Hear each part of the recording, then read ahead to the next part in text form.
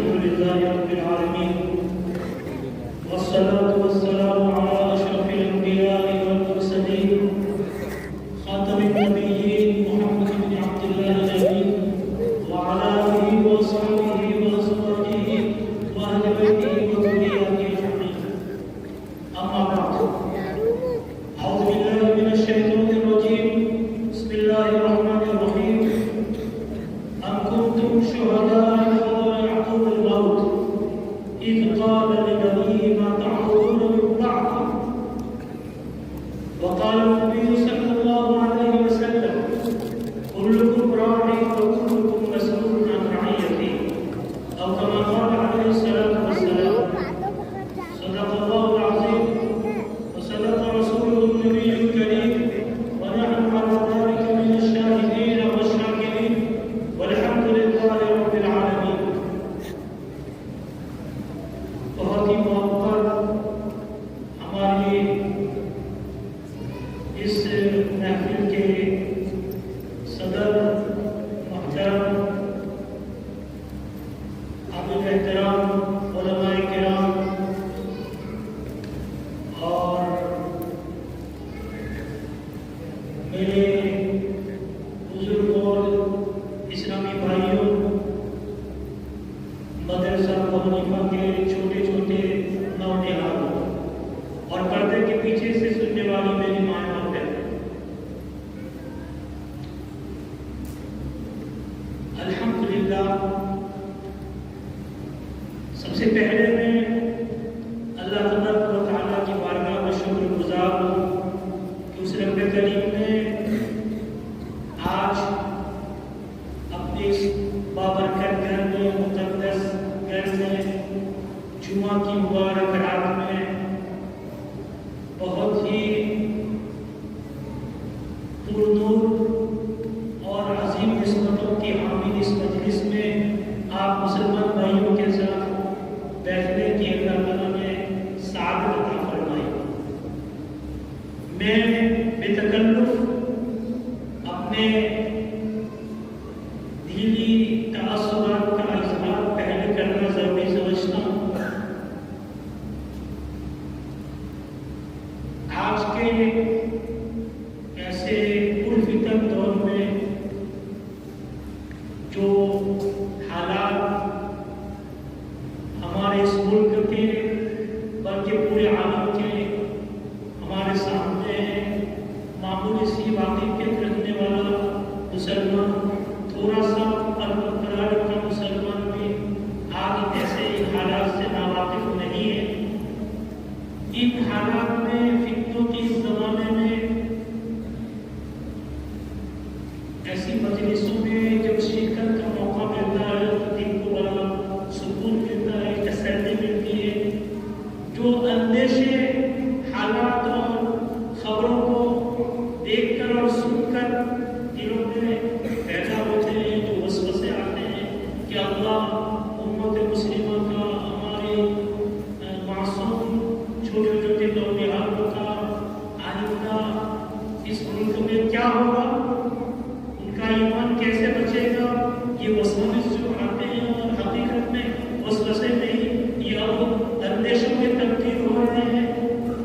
لیکن جب ایسی مبارک مجلسوں میں حاضری کا موقع ملتا ہے اور اپنے نونہالوں کے زبان سے اللہ اس کے رسول کی باتیں، قرآن کی آیتیں، رسول اللہ صلی اللہ علیہ وسلم کی حدیث مبارکہ اور ان کے ترجمے، دعائیں جب سنتے ہیں ان کے پروگرام کو تو اس سارے اندیشے تھوڑی دیر کے لیے ختم ہو جاتے ہیں اور دل میں تسلی ہوتی ہے کہ انشاءاللہ العزیز اگر ہم اس روش پر چلتے رہیں اور ہم نے اسی طرح کی اپنے بچوں کی تعلیم، دینی تعلیم کی فکر کرنی جاری رکھی تو انشاءاللہ یہ فکروں کی آندیاں ہماری نسلوں کی ایمان کو بالکل خراب نہیں کر سکے گی.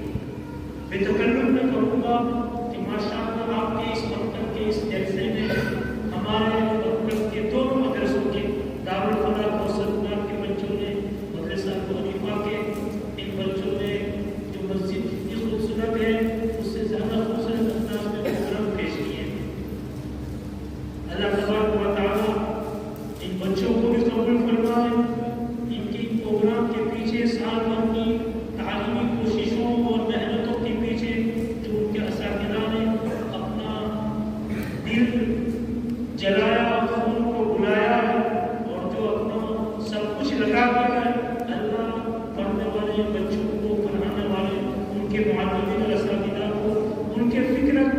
کرنے والے ان کے منتظمین اور کشتیاں اللہ تعالیٰ اپنے طرف سے خاص اجر عظیم عطا فرمائے۔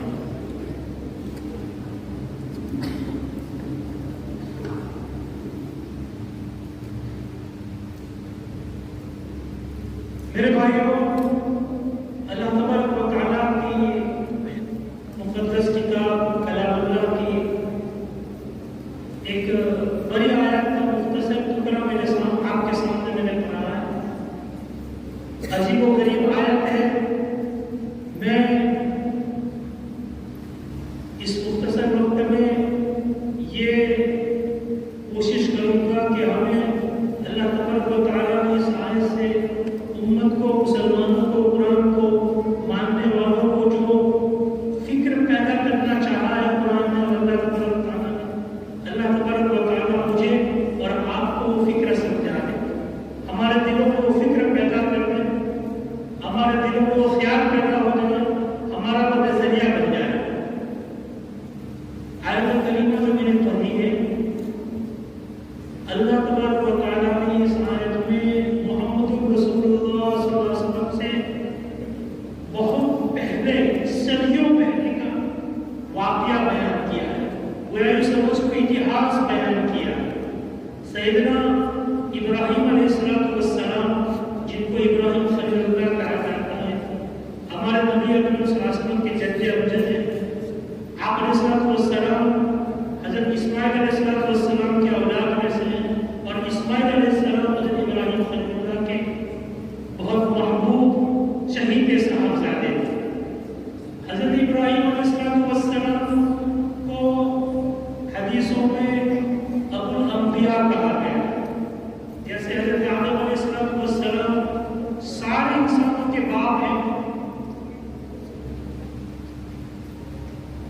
بنو آدم انسانوں کو کہا جاتا ہے آدم کے بیٹے، حضرت ابراہیم خلیل اللہ ابو الانبیاء، انبیاءوں کے باپ ہیں، جد امجد ہے۔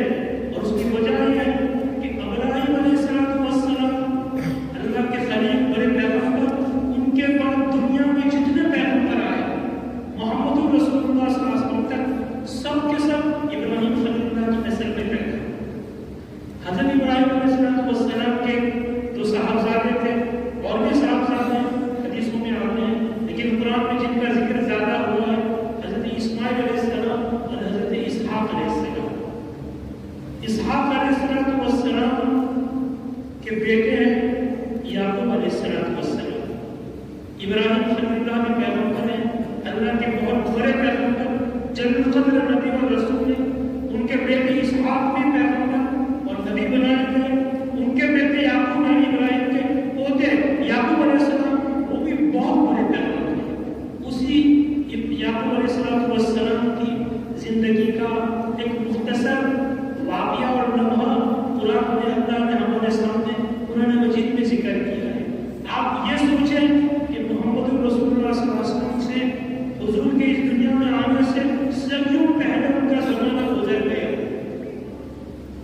وہ بہت مدت دراز سے اس دنیا میں پہلے آئے اور چلے گئے، گزر گئے۔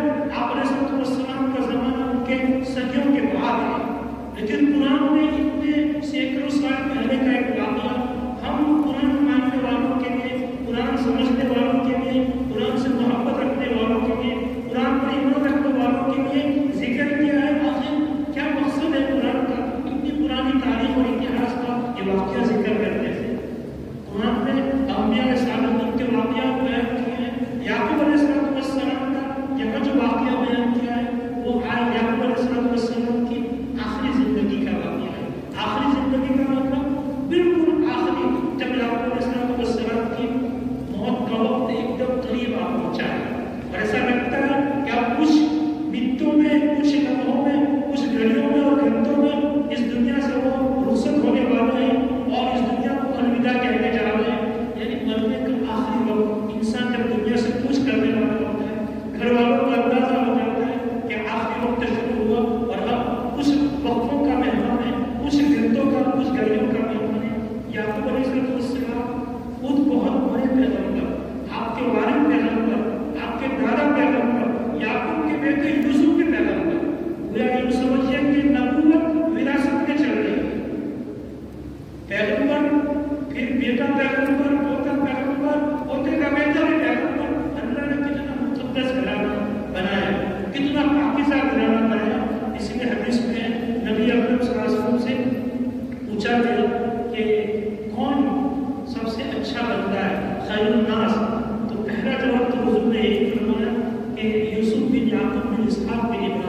الکریم عبد الکریم عبد الکریم عبد الکریم.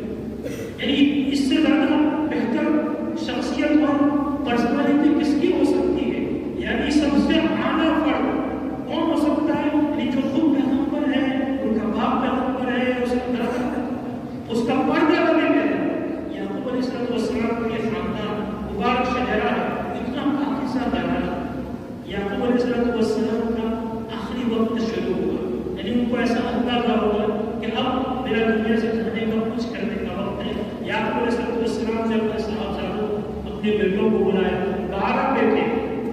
ہم نے یوسف علیہ السلام کی سورہ یوسف کی تفسیر اگر کبھی ہم نے سنی ہے دروس قرآنیہ میں تو ہم کو معلوم ہوگا ہلکا سا کہ یعقوب علیہ السلام کے 12 بیٹے تھے. حضرت یوسف علیہ السلام کے ساتھ یوسف کے 11 بھائی تھے. انی رأیت 12 کوكبا والشمس والقمر رأیتهم لی ساجدین. یوسف بھی بچپن میں خواب دیکھا اور اپنے والد سے کہا میں نے 11 ستاروں کو دیکھا کہ جو مجھے سجدہ کر رہے ہیں. سورج اور چاند کو دیکھا. اس کی تعبیر 80 سال کے بعد یہی ظاہر ہوئی تھی کہ 11 بھائی اور چاند سورج یعنی ان کے ماں باپ. تو یعقوب علیہ السلام کا آخری وقت شروع ہوا. انہوں نے اپنے بیٹوں کو صاحبزادوں کو بلا لیا. ظاہری بات ہے کہ باپ مرتا ہے تو بیٹے بیٹیاں سب قریب آ جاتی ہیں. باپ رخصت ہوتے وقت اپنے بیٹوں سے اپنی بیٹیوں سے گفتگو کرتا ہے، ان کو نصیحتیں کرتا ہے. ہمارے یہاں کہتے ہیں کہ وصیت کرتا ہے. یعقوب علیہ السلام وصیت کر رہے ہیں. آخری وقت میں اپنے بیٹوں سے کچھ باتیں کر رہے ہیں، بہت قیمتی نصیحت یا وصیت کر رہے ہیں. اور آپ اندازہ لگ رہے ہیں اور آپ کو بھی پتا ہوگا کہ جب باپ مر رہا ہوتا ہے تو آخری گھڑی میں اپنے بیٹوں کو بہت پوائنٹ کی باتیں بتلا کر جانا چاہتا ہے. اس کو ہم وصیت کہتے ہیں. بہت ضروری باتیں بتلاتا ہے. وہ یہ سمجھتا ہے کہ میں مر رہا ہوں، میرے باپ میرے بیٹے کہیں آپس میں لڑ مل کر ایک دوسرے کے دشمن میں بن جائیں، کہیں ہمارے جو حاسدین حسد کرنے والے ہمارے جو دشمن ہیں اطراف میں کہیں ایسا نہ ہو کہ میرے مرنے کے بعد میرے بیٹوں کو آپس میں لڑا دیں، میرے بیٹوں پر ظلم کریں، میرے بیٹوں کا حق چھین لیں. تو وہ اپنے بیٹوں کو یہ بہت ضروری باتیں مرتے وقت انسان بتلاتا ہے کہ دیکھو میرے بعد آپس میں مل جل کر رہنا، اتحاد سے رہنا، ہمارا اپنا آدمی دشمن ہے ان کے ساتھ مشورہ نہ کرنا، یہ ہمارے خیر خان اچھے ہو کے ان کے پاس جانا کوئی ضرورت پر. یہی باتیں ماننے والا اپنے بیٹوں کو بتلاتا ہے کہ میں نے تمہارے لیے یہ کر دیا ہے، پورا جگہ میرا اتنا ہے، وہاں سے لے لینا، اتنا باقی لے لینا اور خوشحالی سے رہنا، تم کو کوئی تکلیف نہ ہو. یہی باتیں تو کرتے ہو. انسان اپنے بیٹوں کو اولاد کو بتلاتا ہے اور اس کو ضروری سمجھتا ہے، اہم سمجھتا ہے کہ تاکہ وہ اطمینان کرنا چاہتا ہے کہ میں جب تک تھا میں نے اپنے بیٹوں کو خوشحال رکھا، ان کی خوشحالی کی فکر کی اور وہ میرے سائے کرے رہے. اب میں مر رہا ہوں، میں چلا جاؤں گا، یہ کیسے رہیں گے؟ باپ کی محبت بیٹوں کے سلسلے میں ہوتی ہے ایسے، اور ہر باپ کو ایسے فکر ہوتی ہے. یعقوب علیہ السلام انتقال کر رہے ہیں، اپنے بیٹوں کو بلا رہے ہیں.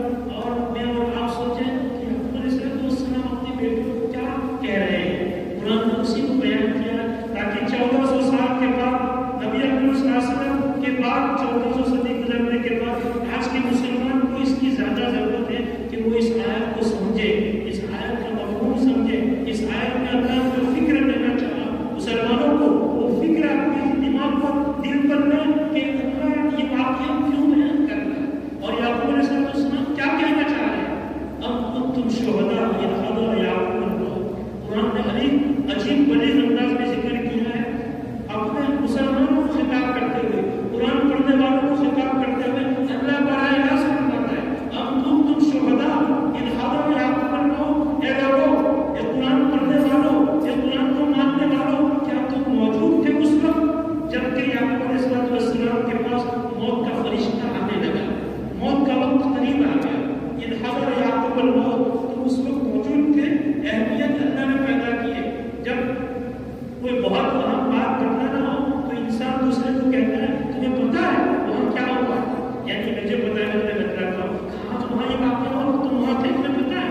یہ اللہ نے اختیار کیا. اے ماننے والوں، قرآن کو جاننے والوں، قرآن پر یقین کرنے والوں، کیا تمہیں پتا ہے تم موجود تھے وہاں کب جب یعقوب علیہ السلام کے پاس موت کا وقت آ گیا. اس وقت انہوں نے کیا کہا؟ اذ قال لبنیہ ما تعبدون من بعدی. عجیب و غریب گفتگو ہے، ایک چھوٹا سا ڈائلاگ ہے لیکن کتنی بڑی تعلیم، کتنا بڑا سبق اللہ نے اس آیت سے قرآن سمجھنے والوں کو دیا ہے. میں یہ چاہتا ہوں کہ آج کی اس مجلس میں ہم اس مجلس سے اٹھیں تو یہ فکر لے کر ہم جائیں گے، یہ نظریہ لے کر جائیں گے، یہ تھاٹ لے کر جائیں گے۔ اللہ نے اس آیت میں یعقوب علیہ السلام کے اس واقعے کو ذکر کر کے مجھے اور آپ کو، ہر مسلمان کو اس کی زندگی کا سب سے اہم مقصد بتلایا ہے۔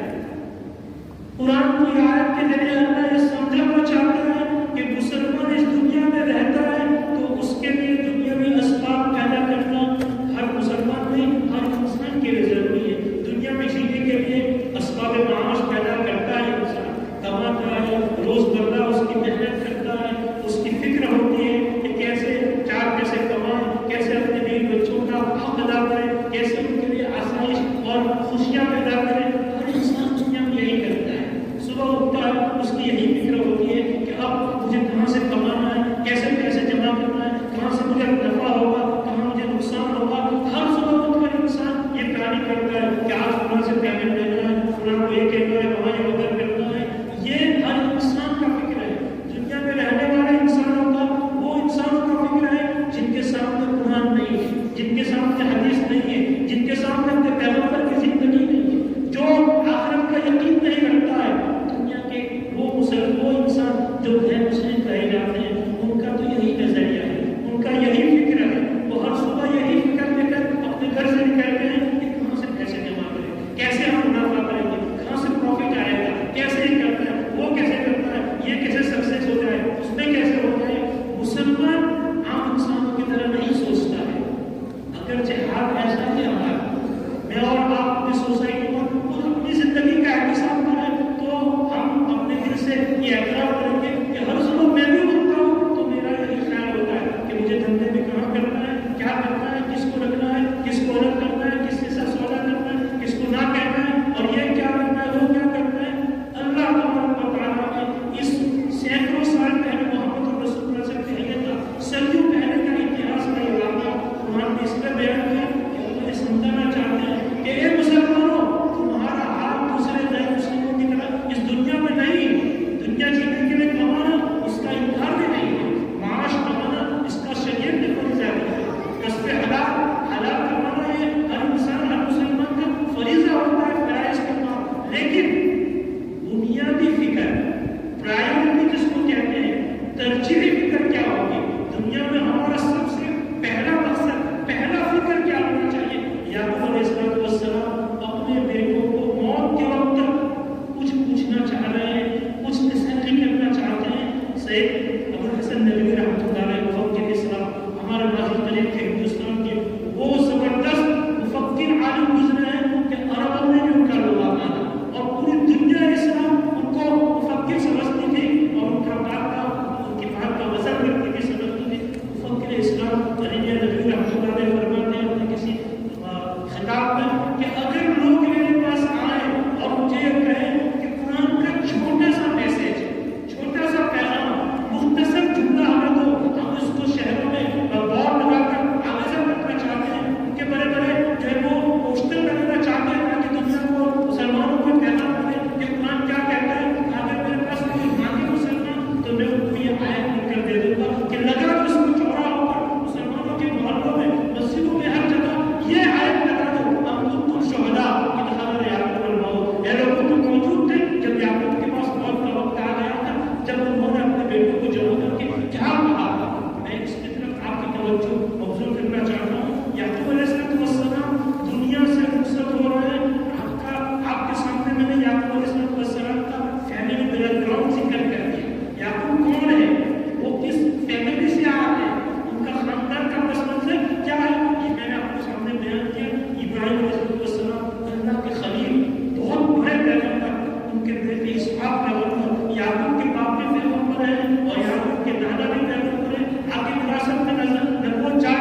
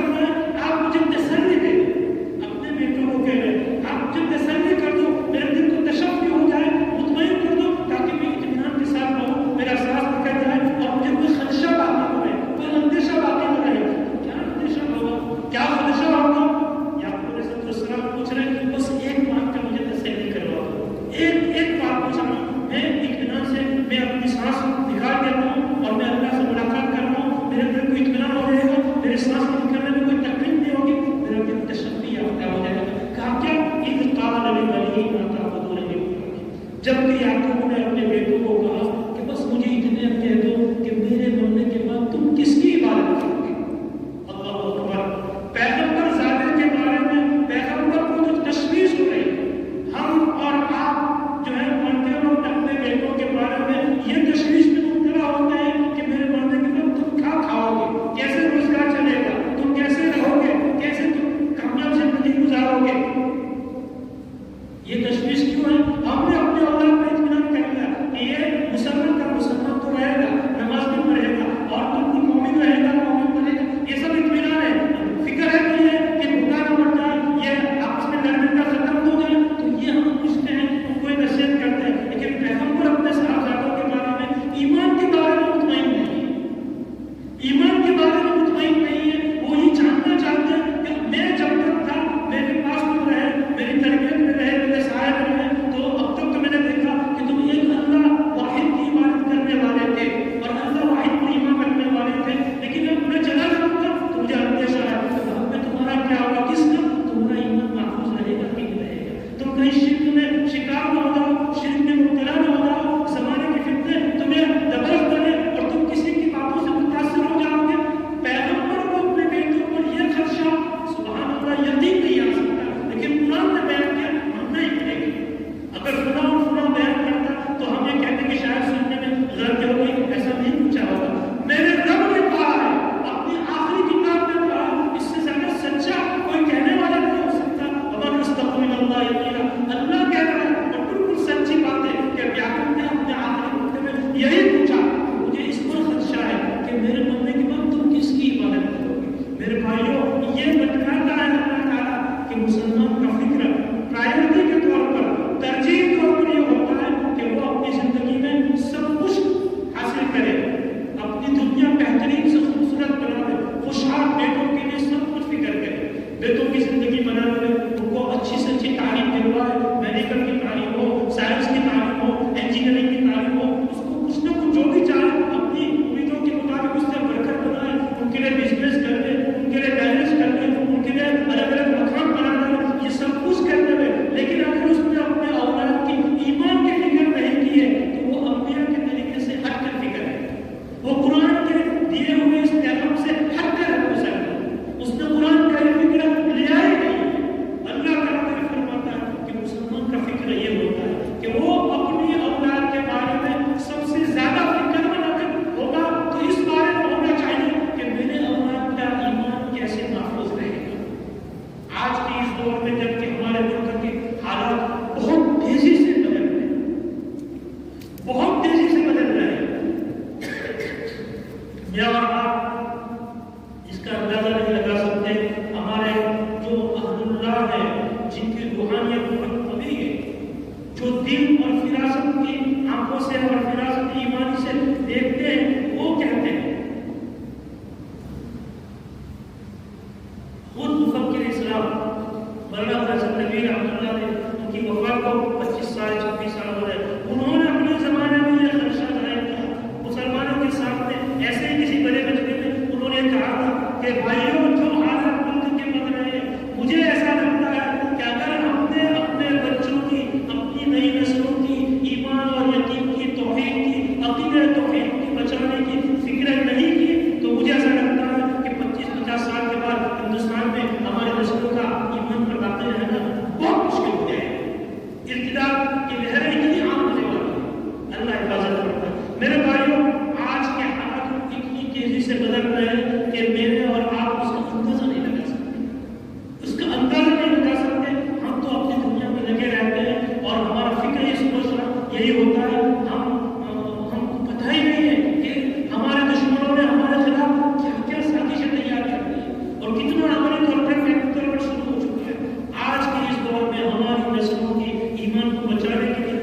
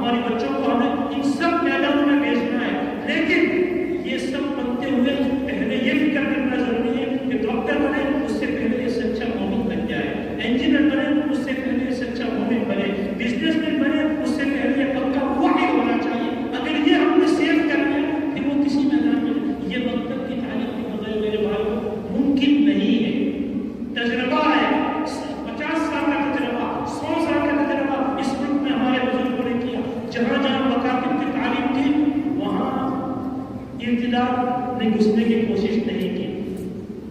پچھلے 40-50 سال پہلے کھیرا اور کھیرا کے اندر کے دیہاتوں میں ارتداد پھیلا تھا. کئی مسلمانوں کے دیہات مرتد ہو گئے. جیسے اس وقت بھی ہماری بچیوں کے بارے میں ایسی خبریں آتی رہتی ہیں.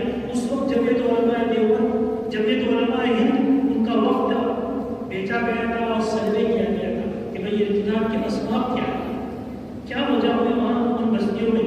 وہ جمعیت کے سروے کی رپورٹ میں آج بھی موجود ہے. وہ علماء نے سروے کرنے کے بعد یہی رپورٹ دی تھی کہ جن بستیوں میں مکتب نہیں تھا، جن بستیوں میں مسجد نہیں تھی اور اس کے بعد حج چلنے والے مقامات نہیں تھے، جو مسلمانوں کی ایسی بستیاں تھیں، آج بھی بہت ساری بستیاں ایسے ان علاقوں میں پائی جاتی ہیں، ملک بھر میں پائی جاتی ہیں کہ جہاں کے مسلمانوں کو مکتب کے بارے میں کوئی فکر نہیں ہے یا خاموش میں بھی نہیں ہے. وہ اپنی دنیا سنبھالنے میں، سنوارنے میں، اپنے روزگار میں ایسے مشغول ہیں کہ بالکل بے خبر ہے. تو اس زمانے میں بھی انہوں نے کہا کہ جہاں مکاتب نہیں تھے وہی بستیوں کے مسلمان مرتد اور ارتداد کے شکار ہوئے. اور جن بستیوں میں مسجدیں رہی، جہاں کا مکتب قائم رہا، تھوڑی بہت ٹوٹی شکل کی، وہاں مسلمان ارتداد کے شکار نہیں ہوئے. میرے بھائیوں، ہم اس سیریس ہونے کی ضرورت ہے. مکتب کی تعلیم اپنے بچوں کے بارے میں مولانا حلیمیہ ہی فرماتے ہیں، یوں سمجھو بہت سیریس ہو کر کے مولانا فرماتے ہیں کہ یہ سمجھو یہ ریل کی ہڈی ہے ہمارے ایمان کی، بلکہ یوں فرمایا کہ یہ سانس ہے. اگر سانس چلے گی تو جسم زندہ رہے گا، اور سانس بند ہوئی جسم مردہ ہو جائے گا. ہمارے ایمان کی سانس ہے. اگر ہم نے اپنے اولاد کے بارے میں یہ فکر نہیں کی تو کل خدا نہ خواستہ اللہ نہ کرے وہ حالات دیکھنے کو ملے کہ جس کے تصور سے ہی دل کانپتا ہے. اللہ ہمارے بزرگوں کو، ہمارے پروجوں کو خوب ان کی قبروں کو ٹھنڈا دے. انہوں نے ہمارے نظام مکاتب کا مدارس کا ہمارے صوبے میں، ہمارے علاقے میں بنایا تھا. اس کے نتیجے میں آج ہم اس مسجد میں بیٹھے ہوئے ہیں. اپنی عالیشان مسجد بنی ہوئی ہے، مکتب کا نظام جاری ہے. میں بہت مبارکبادی پیش کروں گا مکتب کے ان بچوں کو بھی، ان کے اساتذہ کو بھی کہ وہ اپنا خون اور پسینہ ان کے پیچھے لگا رہے ہیں، اور ان منتظمین اور تشکیلوں جو اس کے پیچھے اپنا فکر لگا رہے ہیں. لیکن جو حالات اور فتنے آ رہے ہیں اس کے پیش نظر میں آپ کو یہ بات کی طرف بھی متوجہ کروں گا کہ اب فقط مکتب کی تعلیم تک محدود رہنا بھی کافی نظر نہیں آتا ہے. ہمارا نظام مکتب کا اب تک برسوں سے چلا آ رہا ہے کہ بچہ چوتھی پانچویں پہلی سے شروع ہوتا ہے، اسکول میں پہلی شروع کرتا ہے، اور جب وہ نورانی قاعدہ شروع کرتا ہے تو 60ویں 8ویں پرائمری پورے ہوتے ہوئے اس کا دور پورا ہوتا ہے. زیادہ سے زیادہ 9ویں 10ویں میں قرآن نازلہ ختم ہوتا ہے، اس کو بہت ساری باتیں پڑھ بھی رہتا ہے. الحمدللہ پورا ایک نصاب کا کورس. لیکن اب جو حالات آ رہے ہیں میرے بھائیوں، ہم یہ کوشش کریں کہ اپنے بچوں کو نازلہ کا دور ختم ہونے کے بعد بھی، 10ویں کے بعد بھی، چاہے وہ کالج میں ہو، چاہے وہ کسی اور ادارے میں ہو یا بزنس میں ہو، لیکن اپنے بچوں کو جب تک وہ شادی نہ کر دیں، اپنے بچوں کو اپنے مسجد کے امام سے، ان کی درس قرآن کی مجلسوں سے، یا ان کے اسپیشل ٹیوٹر کلاس سے، ٹیوشن کلاس سے، جب تک وہ شادی سے جڑتے نہیں وہاں تک ان کو ایک آدھا گھنٹہ اور گھنٹہ بھی ایسا نظام بنا ہے ہر مسجد میں کہ وہ بچے آئے اس مکتب کے علاوہ جو مکتب سے فارغ ہو چکے ہیں اور ان کے ساتھ وہ رہیں، ان کے ذہن ساتھ ہوں، ان کے سامنے کوئی نہ کوئی ٹاپک پر کچھ نہ کچھ بات سیرت کے عنوان سے، عقائد کے عنوان سے اور مسئلے کے عنوان سے الگ الگ انداز میں ہفتے میں 7 دن میں صحیح، 6 دن میں صحیح، 5 دن ہی ہو، 4 دن ہی ہو، لیکن ان کو اپنے ہماری بچیاں اسکول کی، کالج کی، اس کو سنتی کہ تم مولانا ان کی بات سنتا ہے، دن میں وسوسہ پیدا ہوتا ہے، شک پیدا ہوتا ہے، اپنے عقیدے کے بارے میں شک مبتلا ہو جاتی ہے اور ایمان ختم ہو جاتا ہے، پھر دل میں اشتراک پیدا ہوتے ہیں. اس لیے آج کا ایک نیا دن ہے کہ ہمارے یہاں، میں اس بات کو اور جگہ بھی کہتا رہا جہاں جہاں مکتب کے جلسے میں جاتا ہوں کہ اب اس پر اتفاق کافی نہیں. ہم اس کے بارے میں فکر بنو کہ جب تک وہ شادی سے جڑ نہ جائے اور اپنی فیملی ایسے مضر اور گمراہ لوگ پیدا ہوئے ہیں، اور جو دستار جبار نے اور صلحاء کے پاس میں بیٹھ کر گمراہی پھیلاتے ہیں. ضرورت ہے کہ ہم اپنی نسلوں کے بارے میں فکر مند ہوں. اللہ تعالیٰ اس مکتب کو اور ایسے ہمارے سارے مکاتب کو بے پناہ کامیابیاں عطا فرمائے. اس مکتب سے حاصل ہونے والے مقاصد اللہ تعالیٰ جو ہے وہ عام فرمائے، اور زیادہ سے زیادہ ہم ہر شخص کو اپنی نسلوں کے بارے میں، اپنی اولاد کے بارے میں فکر مند بنائیں. اللہ